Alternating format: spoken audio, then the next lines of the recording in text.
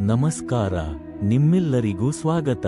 ಇಂದಿನ ವಿಡಿಯೋದಲ್ಲಿ ನಾವು ಭ್ರಮರಿ ಪ್ರಾಣಾಯಾಮ ಹೇಗೆ ಮಾಡಬೇಕು, ಇದರ ವೈಜ್ಞಾನಿಕ ಮತ್ತು ಆಧ್ಯಾತ್ಮಿಕ ಲಾಭಗಳು ಮತ್ತು ನಿಮ್ಮ ದೈನಂದಿನ ಜೀವನದಲ್ಲಿ ಇದನ್ನು ಹೇಗೆ ಸೇರಿಸಬಹುದು ಎಂಬುದರ ಬಗ್ಗೆ ತಿಳಿಯೋಣ. ನಾವು ಎಲ್ಲರೂ ಜೀವನದಲ್ಲಿ ಏನೋ ಹುಡುಕುತ್ತೇವೆ, ಆ ಶಾಶ್ವತ ಶಾಂತಿ, ಆಂತರಿಕ ಪ್ರಜ್ಞೆ ಮತ್ತು ಮುಕ್ತಿಯ ಅನುಭವ. ಇದನ್ನು ಮೋಕ್ಷ ಎಂದು ಕರೆಯಲಾಗುತ್ತದೆ. ಆದರೆ ಮೋಕ್ಷದ ದಾರಿ ಎಲ್ಲಿ ಸಿಗುತ್ತದೆ? ಅದು ನಮ್ಮ ಉಸಿರಿನಲ್ಲಿ, ನಮ್ಮ ಮನಸ್ಸಿನ ನಿಶ್ಚಲತೆಯಲ್ಲಿ ಮತ್ತು ಶಾಂತ ಪ್ರಜ್ಞೆಯಲ್ಲಿ ಇದೆ. ಬುದ್ಧನ ಅರಿವಿಗೆ ಉಸಿರಿನ ನಿಯಂತ್ರಣದ ಮಹತ್ವ ತಿಳಿದಿತ್ತು. ಭಗವದ್ಗೀತೆಯಲ್ಲಿ ಕೃಷ್ಣನ ಉಪದೇಶ, ಯೋಗ ಪ್ರಾಣಾಯಾಮದ ಮೂಲಕ ಆಧ್ಯಾತ್ಮಿಕ ಏಳಿಗೆ. ಈ ಯೋಗ ಪ್ರವೃತ್ತಿಯಲ್ಲಿ ಒಂದು ಶಕ್ತಿಶಾಲಿ ತಂತ್ರವಿದೆ, ಭ್ರಾಮರಿ ಪ್ರಾಣಾಯಾಮ. ಇದರಿಂದ ಮೆದುಳಿನ ಶಾಂತಿ, ಆಧ್ಯಾತ್ಮಿಕ ಬೆಳವಣಿಗೆ ಮತ್ತು ಉನ್ನತ ಪ್ರಜ್ಞೆ ಸಾಧ್ಯ.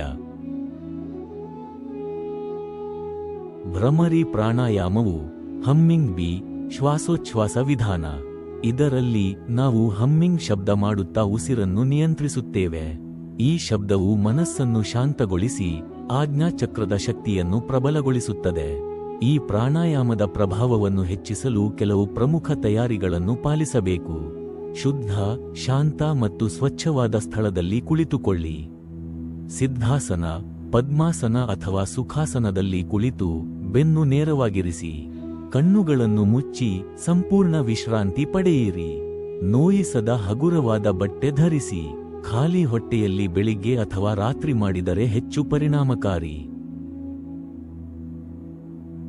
ನಾವು ಈಗ ಭ್ರಮರಿ ಪ್ರಾಣಾಯಾಮದ ಸರಿಯಾದ ವಿಧಾನವನ್ನು ಕಲಿಯೋಣ.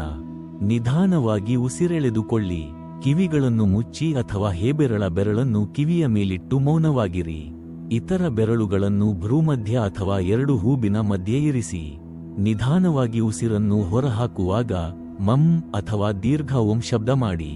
ಈ ಶಬ್ದವನ್ನು ತಲೆಯೊಳಗೆ ಮತ್ತು ಮೆದುಳಿನಲ್ಲಿ ಸ್ಪಂದಿಸುತ್ತಿರುವಂತೆ ಅನುಭವಿಸಿ. ಇದನ್ನು 5 ರಿಂದ 10 ಬಾರಿ ಪುನರಾವರ್ತಿಸಿ.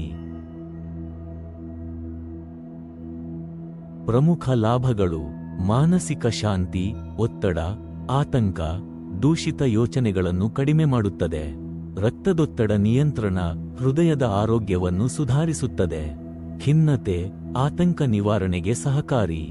ಮೂಲಾಧಾರ ಚಕ್ರ ಜಾಗೃತಿ, ಆಧ್ಯಾತ್ಮಿಕ ಬೆಳವಣಿಗೆಗೆ ಸಹಾಯ ಮಾಡುತ್ತದೆ.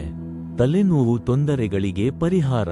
ಶ್ವಾಸಕೋಶ ಶಕ್ತಿವರ್ಧನೆ, ಅಸ್ತಮಾ ಮತ್ತು ಸೈನಸ್ ಸಮಸ್ಯೆ ನಿವಾರಣೆಗೆ ಸಹಾಯಕ.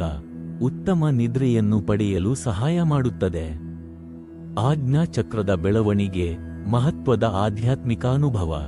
ಸಹಸ್ರಾರ ಚಕ್ರ ಸಕ್ರಿಯಗೊಳಿಸುವ ಶಕ್ತಿ.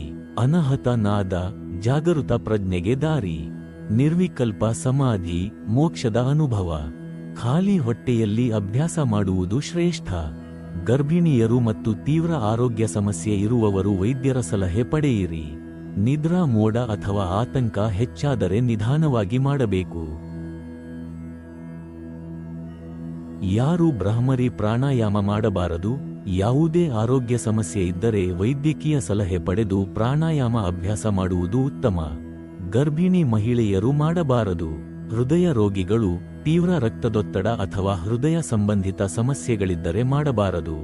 ಕಿವಿಯ ಸಮಸ್ಯೆ ಇರುವವರು, ತೀವ್ರ ಶ್ವಾಸಕೋಶದ ತೊಂದರೆ, ಉಸಿರಾಟದ ತೊಂದರೆ ಇರುವವರು ತಜ್ಞರ ಸಲಹೆಯೊಂದಿಗೆ ಮಾಡಬೇಕು. ತಲೆನೋವು ತೀವ್ರವಾದಾಗ ಈ ಪ್ರಾಣಾಯಾಮ ಮಾಡುವುದು ತಡೆಯಬೇಕು.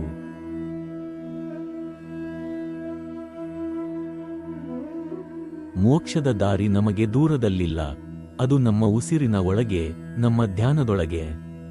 ನೀವು ಈ ಭ್ರಾಮರಿ ಪ್ರಾಣಾಯಾಮ ಅಭ್ಯಾಸ ಮಾಡಿದರೆ ಶುಭ ಫಲಗಳನ್ನು ಪಡೆಯಬಹುದು. ಕಾಮೆಂಟ್ ಮಾಡಿ, ನಿಮ್ಮ ಅನುಭವವನ್ನು ಹಂಚಿಕೊಳ್ಳಿ. ಲೈಕ್ ಮತ್ತು ಶೇರ್ ಮಾಡಿ. ಆಧ್ಯಾತ್ಮಿಕ ಯಾತ್ರೆಯಲ್ಲಿ ಇತರರಿಗೂ ಸಹಾಯ ಮಾಡಿ. ಸಬ್ಸ್ಕ್ರೈಬ್ ಮಾಡಿ, ಇನ್ನಷ್ಟು ಆಧ್ಯಾತ್ಮಿಕ ಶಿಫಾರಸುಗಳಿಗಾಗಿ. ನಿಮ್ಮ ಆರೋಗ್ಯ ನಿಮ್ಮ ಕೈಯಲ್ಲಿದೆ. ಶಾಂತಿಯೊಂದಿಗೆ. ಧನ್ಯವಾದಗಳು.